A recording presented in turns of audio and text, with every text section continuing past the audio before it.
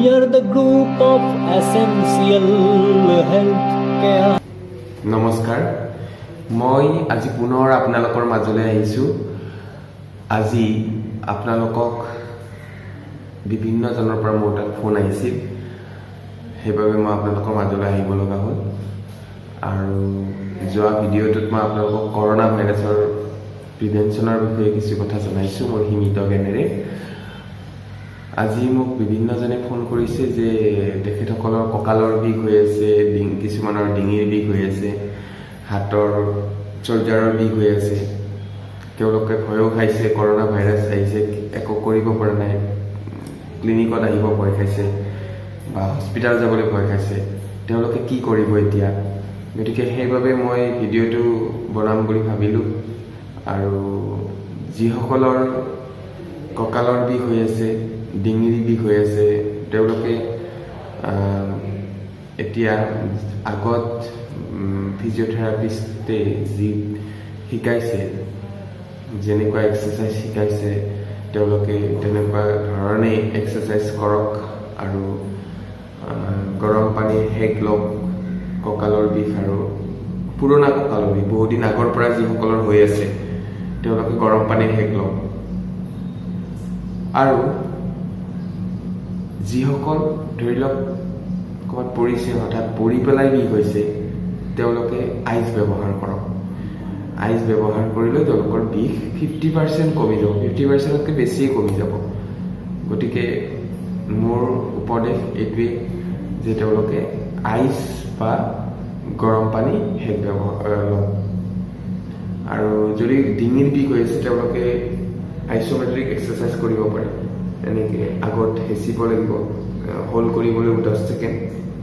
1 2 3 4 5 6 7 8 9 10 এনেকৈ 10 ছেকেণ্ড আগলৈ কপালত ৰাখি পেলাই হাতখন পিছফালে ঠিক একেদৰে পিছফালে দিব লাগিব 1 2 3 4 5 6 7 8 9 10 এইটো ডিঙিৰ বিষৰ কাৰণে ছাইডত হাতখন দি পেলাই আমি এটা ইকুৱেল ফ'ৰ্চ দিব লাগিব 1 2 3 4 5 6 7 8 9 10 ঠিক একেদৰে 1 2 3 4 5 6 7 8 9 10 আৰু 1 2 3 4 5 6 7 8 9 10 1 2 3 4 5 6 7 8 9 10 এটা সেট এইটো এটা সেট হ'ল গতিকে এইটো নৰ্মেল এক্সাৰচাইজ এইটো কৰিলেও আপোনাৰ কিছু বিষৰ পৰা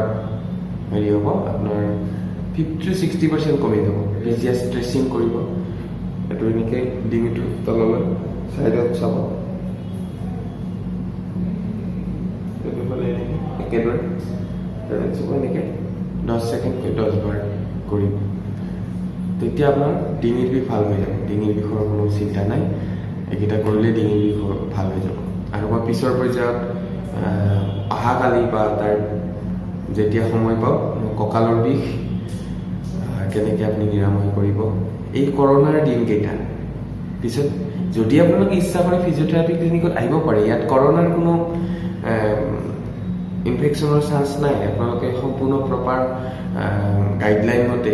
আহিব পাৰে চেনিটাইজ কৰিব লাগিব হাত চেনিটাইজ কৰি মাস্ক ব্যৱহাৰ কৰি হেণ্ড গ্লভছ ব্যৱহাৰ কৰি আপোনালোক আহিব পাৰে ফিজিঅ'থেৰাপি ক্লিনিকত কিন্তু যদি ভয় খায় যদি বেছিকৈ ভয় খায় তেতিয়াহ'লে তেওঁলোকে ঘৰতে এনেকুৱা ধৰণৰ এক্সাৰচাইজ কৰিব লাগিব অহাকালি মই আপোনালোকক কঁকালৰ বিষ সম্বন্ধে কেনেকৈ কঁকালৰ বিষ আপুনি কি এক্সাৰচাইজ কৰিলে কঁকালৰ বিষৰ কমিব সেই সম্পৰ্কে কিছু কথা জানো ঠিক আছে আজিলৈ এৰিছোঁ ধন্যবাদ জয় ৰাখক